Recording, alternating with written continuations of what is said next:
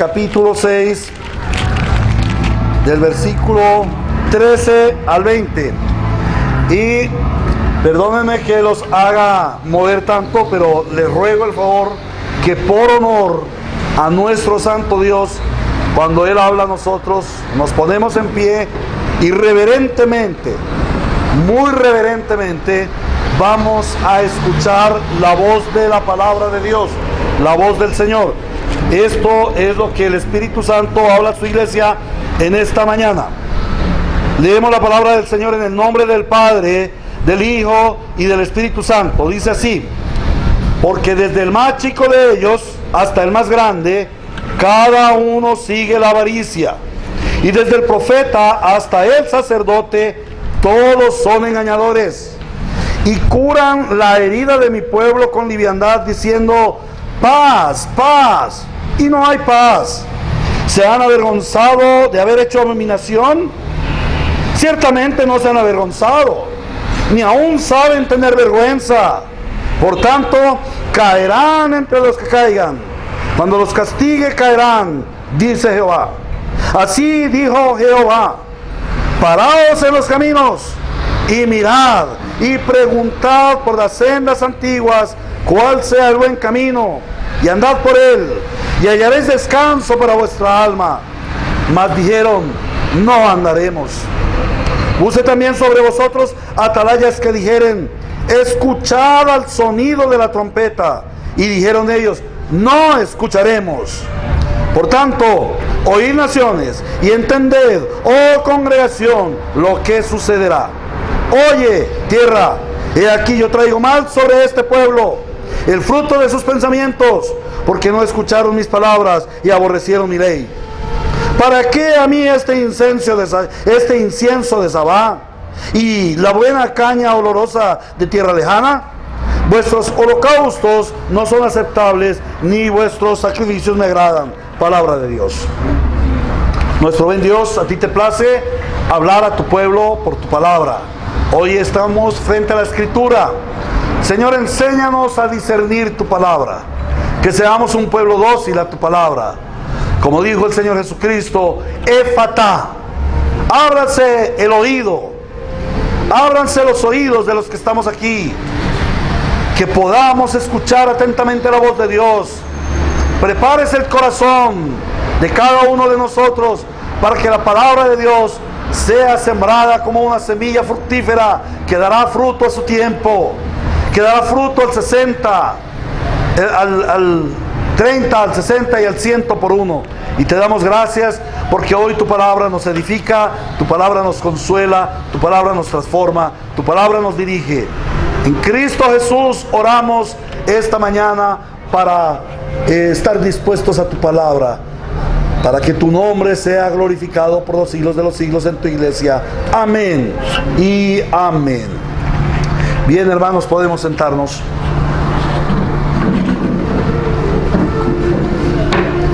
Históricamente, durante 2000 años de la existencia de la iglesia ha sufrido muchos males, muchos ataques, pero el Señor siempre ha mantenido firme a la iglesia, a pesar de el pecado que se cierne en la iglesia, a pesar de las divisiones, a pesar de las falsas doctrinas, de las herejías, de los enemigos internos de la iglesia.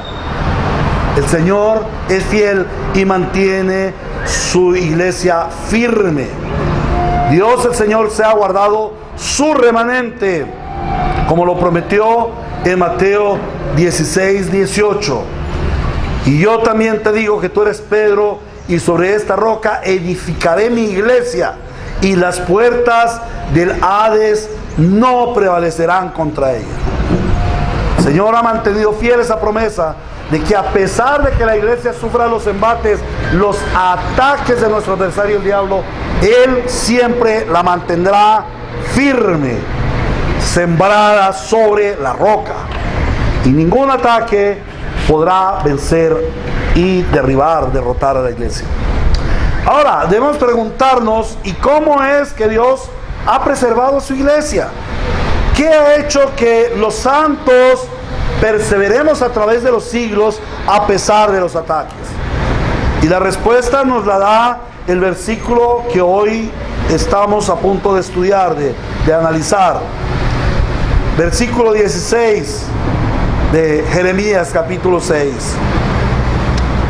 Así dijo Jehová: paraos en los caminos y mirad, y preguntad por las sendas antiguas, cuál será el buen camino, y andad por él, y hallaréis descanso para vuestra alma. Dios ha preservado a su iglesia a través de los siglos por la enseñanza de su palabra. Y a través de los tiempos, los creyentes se han parado en los caminos y han mirado y han preguntado: ¿cuáles son esas sendas antiguas? ¿Cuál es el buen camino para poder andar por él y hallar descanso para nuestras almas? Y la respuesta es el Verbo encarnado, es la palabra de Dios. Él es el camino, el buen camino que nos dirige a puerto seguro. Dios ha preservado durante 20 siglos a su iglesia por su palabra. La iglesia de nuestros tiempos no es ajena a la problemática de la iglesia de todos los tiempos. En nuestra época, a pesar de que pensamos que la iglesia ha tenido un avance significativo, cuando he llegado aquí a la ciudad de Ibagué, veo iglesia de tal, iglesia cristiana tal, congregación tal, y por todas partes parece que el evangelio, parece que la iglesia estuviera creciendo y fructificando. A pesar de que nos parece que hay un avance significativo, escuchamos de divisiones en la iglesia local y entre las diferentes denominaciones. Escuchamos el surgimiento de nuevas y raras doctrinas. Escuchamos de movimientos religiosos evangélicos diferentes, raros. Hablamos del surgimiento de herejías salidas de la misma iglesia. En estos días hablábamos con los hermanos acerca de ese movimiento de creciendo en gracia, en gracia. Cierto que la verdad es que crecían más bien en grasa, porque la grasa de su pecado se amontonaba más, crecían era en el pecado. ¿De dónde salió esa herejía? ¿De dónde salió que un hombre se proclame a sí mismo Cristo, a sí mismo Dios? Bueno, de la misma iglesia. Él era un hombre de una iglesia. ¿De dónde salieron los testigos de Jehová? ¿De dónde salieron los adventistas del séptimo día, nuestros queridos vecinos? De la misma iglesia. Herejías que salen de la misma iglesia. Hoy en día vemos el abigeato cristiano, pastores que procuran sacar a otros de sus iglesias y a punta de engaños y artimañas: mira, es que aquí te damos el milagro, aquí Dios sí se está moviendo, aquí está el Espíritu, y hablando mal de los demás hermanos, hablando por supuesto mal de la iglesia verdadera, de la iglesia de la sana doctrina. No, esa gente no tiene el Espíritu Santo, sálgase de ahí, eso es una herejía. Están hablando mal de la verdadera iglesia. Vemos también ese falso evangelio que ha calado profundamente en nuestra sociedad del siglo XXI, el evangelio de las promesas, el evangelio de la prosperidad, el evangelio dirigido hacia el bien material, hacia el bienestar de la vida terrenal, de la vida mundana. Vemos ministros que caen en pecado y no son corregidos. Vemos pastores divorciándose y volviéndose a casar sin remilgo alguno. Estos son ataques contra la iglesia misma, desde la misma iglesia. En los tiempos del profeta Jeremías estaban sucediendo estas cosas. Esto era lo que sucedía. Y una característica importante que nos muestra el libro de Jeremías es que el pueblo de Dios, en este caso Judá, había caído en los más escandalosos pecados. Pero esa era una actitud simplemente del pueblo, o era una actitud que involucraba al liderazgo de aquella época. Si nos vamos a Jeremías capítulo 5 versículo 4, vamos a ver la amonestación del Señor allí. Dice el Señor: pero yo dije, ciertamente estos son pobres, han enloquecido, pues no conocen el camino de Jehová, el juicio de su Dios. Iré a los grandes y les hablaré, porque ellos conocen el camino de Jehová, el juicio de su Dios. Pero ellos también quebrantaron el yugo y rompieron las coyundas. O sea, ellos también cayeron en sus pecados. El pueblo se había corrompido porque sus líderes se habían corrompido. Y volvemos allí a Jeremías en el capítulo 6, objeto de nuestro estudio esta mañana, y en el versículo 20. El Señor dice: ¿para qué a mí este incienso de Sabá y la buena caña olorosa de tierra de Ana? Vuestros holocaustos no son aceptables, ni vuestros sacrificios me agradan. Dios el Señor no se estaba agradando de un pueblo que se acercaba a Él y le traía sacrificios. Cualquier persona diría: pero es incomprensible Dios. En una parte habla y le dice a su pueblo: tráiganme sacrificios, sacrifíquenme corderos, pongan incienso, háganme sacrificio. Pero aquí viene y les dice: no, ese sacrificio que ustedes me traen, este incienso que me presentan, que es muy bueno, es un incienso de Sabá, y la caña es una caña olorosa que traen de tierra lejana, entonces es muy costosa. Esos sacrificios tienen un valor pecuniario. Pero vuestros holocaustos, esos sacrificios no son aceptables. Esos holocaustos que ustedes traen no me agradan. ¿Y por qué no le agradan esos holocaustos al Señor? Vamos a ver 3 aspectos por los cuales al Señor no le agradan estos sacrificios.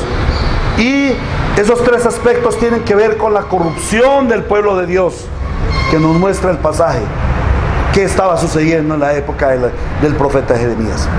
En primer lugar, vemos una falsa actitud piadosa. El Señor no se agrada de esos sacrificios que se presentan con una falsa actitud piadosa. Jeremías capítulo 7 en el versículo 4. No fiéis en palabras de mentira diciendo: templo de Jehová es este. Jeremías 7:10. Vendréis y os pondréis delante de mí en esta casa sobre la cual es invocado mi nombre, y diréis: librados somos, para seguir haciendo todas estas abominaciones. Entonces aquí vemos un pueblo que tenía una actitud religiosa, parecían piadosos, iban al templo y miraban el templo y decían: templo de Jehová, templo de Jehová, templo de Jehová es este. Cualquiera que vea a una persona haciendo eso dirá: ¡ay, tan piadoso! ¡Ay, qué persona tan temerosa de Dios! Pero en el versículo 10 el Señor dice: vienen ustedes y se ponen delante de mí, en mi casa, en mi santuario donde es invocado mi nombre, y dicen: librados somos. Pero siguen haciendo sus abominaciones, siguen pecando. O sea, dentro de ellos había una actitud hipócrita. Los judíos iban al templo, adoraban, llevaban sacrificios, pero era una apariencia. Ellos dramatizaban una adoración externa, sin embargo sus corazones estaban lejanos de Dios. No adoraban a Dios con conocimiento, no venían a adorar a Dios para satisfacerle a Él. El centro de la adoración a Dios, el centro del culto a Dios, No es que nosotros estemos bien, no es que nosotros nos sintamos bien. El centro de la adoración a Dios es que Él, quien está en medio de su pueblo, se sienta bien, se sienta satisfecho, se sienta adorado. Una constante queja que Dios manifestaba al pueblo de Israel por medio de sus profetas era que su pueblo era hipócrita. En la presentación de su culto al Señor, no daban una adoración genuina. Ellos no se ceñían al marco regulador del culto. Dios, quien es el objeto de nuestra adoración, demanda cómo se le debe adorar. Pero ellos pensaban que podían adorar a un Dios como ellos quisieran, como los paganos adoraban a sus dioses. Sin embargo, el Señor demanda que nosotros, su pueblo, le adoremos rigurosamente como Él ha puesto un marco de adoración. El culto que nosotros rendimos al Señor, el culto que el pueblo de Dios rinde a su Señor, es un culto relacional. Y ese culto relacional viene de Él. Fue Cristo quien bajó de los cielos para salvar a los pecadores. Nosotros estábamos destituidos de la gloria de Dios y no podíamos acercarnos a Dios porque éramos sus enemigos por causa de nuestra grave ofensa, de nuestro pecado. ¿Cómo acercarnos a Dios?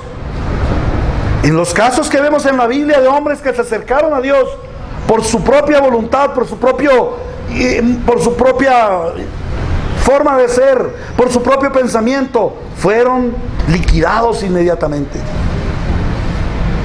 Pero Dios, quien es el que viene a establecer su relación con nosotros, quien es el que viene a reconciliarnos en Cristo Jesús, establece unas normas de culto, establece unas normas de servicio. Y adorar a Dios en una forma incorrecta es aborrecible al Señor. Entonces, el primer aspecto que nosotros vemos del pueblo de Israel, el pueblo de Judá, era que venía a dar un culto aborrecible a Dios, porque no se ajustaba al marco regulador de Dios y porque era hipócrita. Pero el segundo aspecto por el cual vemos que Dios aborrece el culto y aborrece esa actitud hipócrita es que aquellos judíos de la época pusieron su confianza en falsas doctrinas. Capítulo 7, versículo 8 de Jeremías 7, 8. Dice el Señor: he aquí que vosotros confiáis en palabras de mentira que no aprovechan. Pasemos la hoja y vamos a 8, capítulo 8, versículo 5. Dice el Señor: ¿por qué es este pueblo de Jerusalén rebelde con rebeldía perpetua? Abrazaron el engaño y no han querido volverse. Pasemos al versículo 9. Los sabios se avergonzaron, se espantaron y fueron consternados. He aquí que aborrecieron la palabra de Jehová. ¿Y qué sabiduría tienen? Una característica importante que vemos allí es que el pueblo se había alejado de la palabra, de la ley de Dios, de la verdad. Los líderes religiosos, sacerdotes y profetas se aliaron con los políticos y cautivaron al pueblo con sus engaños, con entretenciones. Los engañaban porque no les confrontaban con su realidad, no les confrontaban con su pecado y toleraban toda la maldad, todo lo aborrecible que ellos tenían. También vemos en muchos pasajes del Antiguo Testamento que Dios declara por medio de sus profetas que el pueblo se ha apartado de la palabra, de su ley. Los encargados de enseñar al pueblo la palabra de Dios se habían apartado de las escrituras y las habían reemplazado por sus propias profecías. La causa de la corrupción de Israel y de Judá era el haberse apartado de la palabra de Dios. ¿Y por qué el pueblo de Dios se apartó de la palabra y se desvió tanto? Porque es que al ser humano, al hombre natural, no le gusta ser confrontado con la realidad que nos evidencia la palabra. Porque la palabra de Dios no se ajusta al capricho humano. Por ello los hombres tratamos de esconder la palabra para no incomodar a la gente. Porque los líderes no quieren incomodar a la gente, porque si la gente los incomoda, si la gente es incomodada, entonces no los van a seguir. Pero los líderes quieren fama, quieren renombre, quieren seguidores. Entonces hay que darle al pueblo lo que al pueblo le gusta. Pero Dios no le da al pueblo lo que al pueblo le gusta. Dios le da al pueblo lo que el pueblo necesita. ¿Y qué necesita el pueblo? Reconocer su precaria condición pecaminosa y su gran necesidad de Dios. El hecho de que el pueblo de Judá se hubiera apartado de las escrituras produjo graves consecuencias. Vamos a ir al capítulo 6, versículo 13 en adelante. El hecho de que el pueblo se hubiera apartado de la palabra de Dios, el hecho de que el pueblo estuviera rindiendo una adoración profana, no agradable al Señor, produjo una incoherencia en la forma de vida de aquel pueblo. Jeremías capítulo 6, versículo 13 al 15.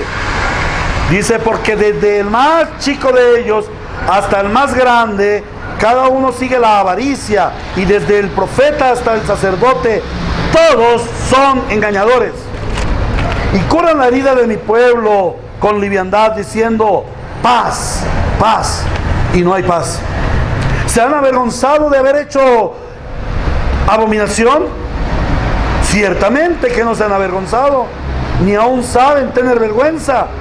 Por tanto caerán entre los que caigan, cuando los castigue caerán, dice Jehová Dios el Señor. Qué tremenda situación. Por una parte iban y decían: templo de Dios, templo de Dios, templo de Dios. Ay, qué piadosos son. Pero por otra parte estaban robando. Pero por otra parte estaban engañando a la gente. El resultado del engaño religioso es un pueblo incoherente. Un pueblo que vivía una religión, pero que no tenía transformación de vida. El pueblo quería tener los bienes terrenales, los bienes pasajeros, las riquezas de este mundo, pero desechaban estar en la presencia del Señor y someterse a su voluntad. En otras palabras, aquel pueblo amaba la carne y aborrecía el espíritu. Pero así como sucedió en el pueblo de Dios en el Antiguo Testamento, está sucediendo con la iglesia de nuestros tiempos. Los creyentes se corrompen y se pierden porque los líderes se han corrompido y están conduciendo al rebaño al despeñadero. Hoy en día el Señor está levantando una nueva generación de profetas de su palabra. Estad atentos a la trompeta de Dios. Hoy en día se está generando un movimiento del Espíritu Santo que mueve a los verdaderos creyentes a abandonar esos caminos torcidos y a volver por las sendas antiguas. Veamos cómo se calcan en la iglesia de nuestros tiempos esos tres aspectos que vimos que sucedían en la época del profeta Jeremías y que son evidenciados por el Señor por medio de su profeta, que ahora se evidencia para la iglesia, para que la iglesia se arrepienta y retorne a las sendas antiguas. En primer lugar, vemos una piedad falsa. Pensamos en el cristianismo como un pueblo que adora a Dios y que la centralidad de la vida de la iglesia es adorar a Dios. Pero el cómo no importa. Lo importante es presentar adoración a Dios. Hay que hacer adoración de alguna manera. Cantando, gritando, saltando, bailando, revolcándose en el piso. No importa. Todo es adoración a Dios. Lo importante es que tú digas: gloria a Dios, es para el Señor. Y de resto puedes hacer lo que quieras. Vemos que muchos cristianos se acercan a Dios, pero no para servirle, sino para ser servidos. También vemos que hoy en día muchos vienen a la iglesia para aparentar una vida pública, ética y moralmente aprobada. Entonces van a la iglesia y todos: ay, tan piadoso el hermano, tan piadosa la hermana, ay, Se ve que es un sol de mujer, se ve que es un sol de hombre. Pero por dentro son víboras, serpientes en su casa, en su trabajo, en la semana. Viven como serpientes, se muerden los unos a los otros. Vemos muchos que llegan a la iglesia para hacer una expresión de adoración externa, para que los vean bonitos, pero en su interior no hay la más mínima voluntad de adorar a Dios. Y uno de los problemas que tiene la iglesia de nuestros tiempos es esa adoración externa. Muchos cantan canciones, pero en su corazón no hay un adorador que quiere presentarse a Dios con un corazón contrito y humillado. También vemos adoradores que son muy buenos artísticamente, cantan bonito o tocan un instrumento magistralmente. Sin embargo, en su vida son un total fracaso. Su carácter no es el de un cristiano. Vemos muchos líderes que quieren ser figuras, que quieren ganar renombre y procuran hacer unas predicaciones impactantes que asombren a la gente para que la gente los glorifique, los ensalce, los exalte. Bueno, ya han recibido su recompensa. Por otra parte, se nos ha introducido un culto humanista en donde el centro es el hombre. Todo se hace para que el hombre esté satisfecho, para que en la iglesia y en el culto el hombre se sienta cómodo y agradado. Pero poco se piensa en quién es realmente el centro del culto. ¿Quién es el centro y objetivo de nuestro culto? Nuestro Señor y Redentor Jesucristo. Hoy en día, en la iglesia de nuestros tiempos, casi no se conoce el marco regulador del servicio al Señor. Cada quien añade al culto lo que bien le parece.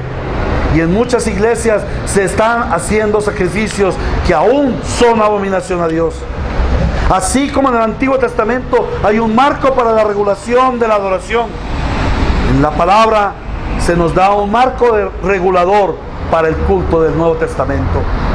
Eso debe investigarlo la iglesia. A ello nos deben llevar nuestros pastores y líderes y maestros, a conocer cuál es el marco regulador que Dios da para el culto neotestamentario, para el culto de la iglesia. Pero ¿cuál es la causa de que en la iglesia se esté viviendo un culto falso, un culto aborrecible al Señor? La causa de esto es la proliferación y aceptación de falsas doctrinas. Los líderes, al igual que en el tiempo de Jeremías, se han apartado de las Escrituras. Los pastores se han apartado de la palabra de Dios. Desde el siglo XIX, con el movimiento del criticismo textual de la Biblia, con el surgimiento del liberalismo teológico, con el surgimiento de la nueva hermenéutica, son tres moveres en contra de la interpretación bíblica. La iglesia entró en un distanciamiento con la Escritura. Y para ellos, la Escritura no significa lo que Dios dice, sino lo que al hombre le parece. En los dos últimos siglos han resurgido toda clase de falsas doctrinas y de herejías que habían sido proscritas desde tiempos atrás. Nuevas autoridades y sistemas de gobierno semejantes a los del catolicismo romano, de donde algunos o muchos de nosotros salimos, fueron causantes del cisma de la división de la reforma protestante en el siglo XVI. Esos sistemas de gobierno que hace 5 siglos fueron proscritos, que hace 6 siglos fueron proscritos, hoy en día la iglesia evangélica, la iglesia que se dice ser bíblica, los está retomando. Hay muchos creyentes engañados que ya no quieren saber nada del cristianismo, porque el nuevo evangelio de promesas solo les dejó en la ruina. Todo porque los líderes y pastores de la iglesia se han apartado de las Escrituras. ¿Y cuál es su resultado? Al igual que en el tiempo de Jeremías, una incoherencia en la forma de vida. Los creyentes de nuestro tiempo están viviendo una religión sin Dios, una religión sin ley, una religión sin propósito y sin destino.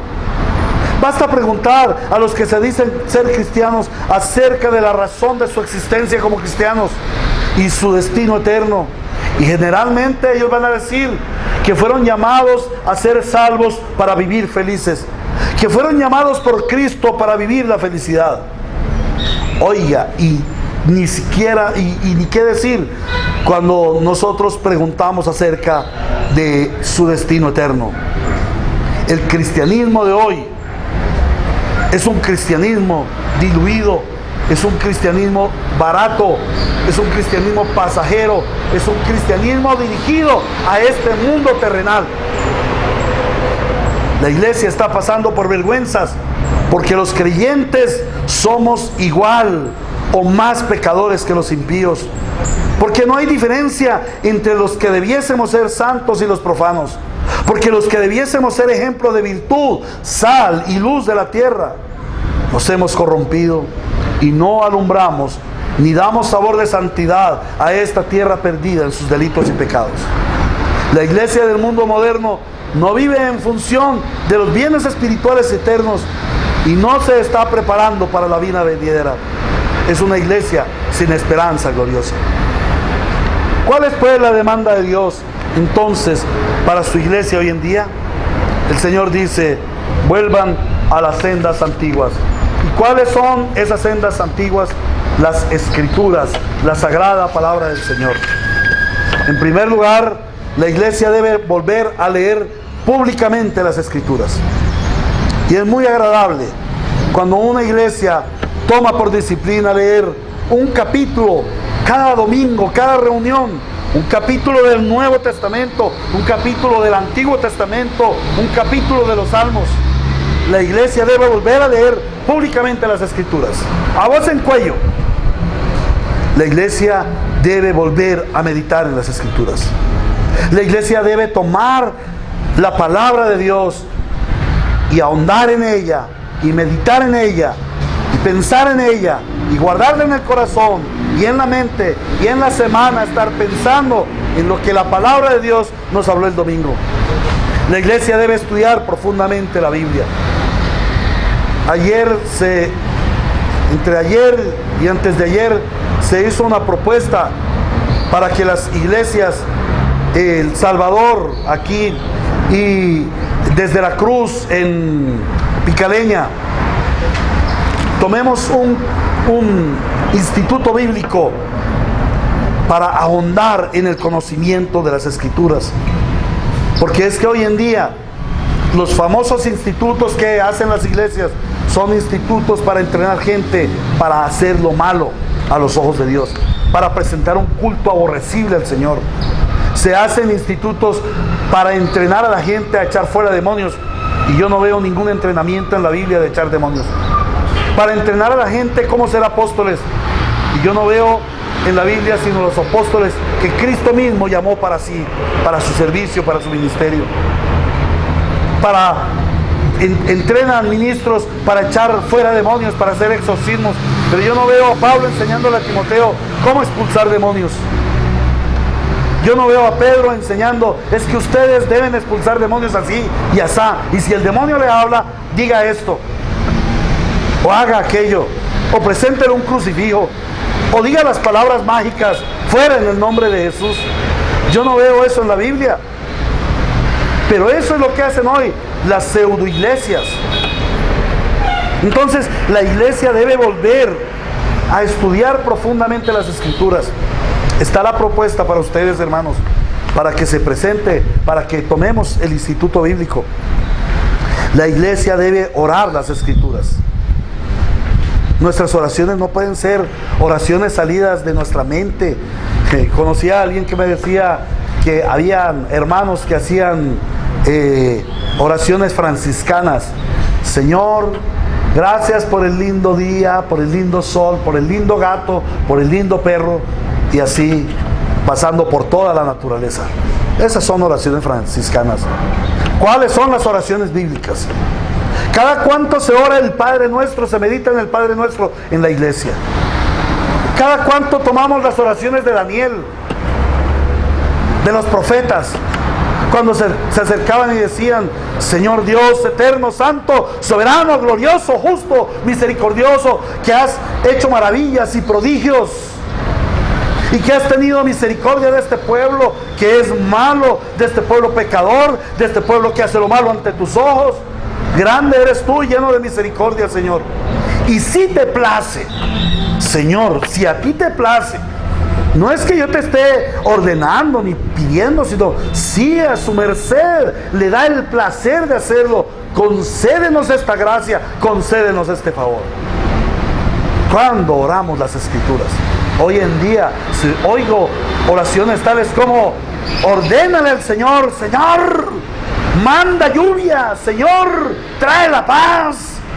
¿Acaso Dios es nuestro sirviente? Empecemos a orar bíblicamente. Empecemos a orar las Escrituras. Empecemos a hacer una correcta interpretación de la Biblia. La Biblia se debe entender a la luz de la misma Biblia. Que en la iglesia se predique correctamente el Evangelio. Que en la iglesia se obedezca a la palabra. Las Escrituras son una espada de dos filos. Las Escrituras cortan, separan lo celestial de lo terrenal, lo santo de lo profano, lo carnal de lo espiritual. Y eso causa dolor. Eso no le gusta a la gente. Pero ¿acaso por ese dolor vamos a dejar de obedecer a Dios? El Señor dice: volveos por las sendas antiguas. El volver a las Escrituras, que son las sendas antiguas, va a generar en la iglesia una adoración agradable al Señor, porque las Escrituras nos dan el marco regulador de la adoración. Y la gente que adora incorrectamente es porque desconoce las Escrituras, pero al conocer las Escrituras, la gente adorará correctamente, dará el culto santo al Señor, como lo dice Romanos 12, 1 y 2. No puede haber un culto santo a Dios si no hay conocimiento de la palabra. Ahora, la razón de la existencia de la iglesia es la gloria de Dios. La iglesia debe ser impresionada por la gloria de Dios manifestada en su palabra, y no por las banalidades de este presente mundo malo. Y en tercer lugar, la iglesia que retorna a las Escrituras es una iglesia que camina en santidad, que procura santidad, que fija su meta en lo celestial y en lo eterno. Es una iglesia que vive en pos de la esperanza gloriosa de la pronta venida de nuestro Señor. Este es el llamado y el reto para ti, querido creyente, hermano, que hoy estás aquí, pero también para ti que nos visitas hoy, que eres un visitante, que hoy el Señor te ha traído. Este es el reto para ti. Ven a las Escrituras, vuelve a las Escrituras, lee la palabra, estudia la palabra, ora la palabra, conoce la palabra, interpreta correctamente la palabra, evangeliza con la palabra, edifica a la iglesia con la palabra, pastor. Motiva a otros a la palabra y obedece a la palabra. Amén. ¿Tienen preguntas, hermanos? ¿Tienen inquietudes acerca de lo que hoy se ha expuesto de la palabra de Dios? A ver, Andrés.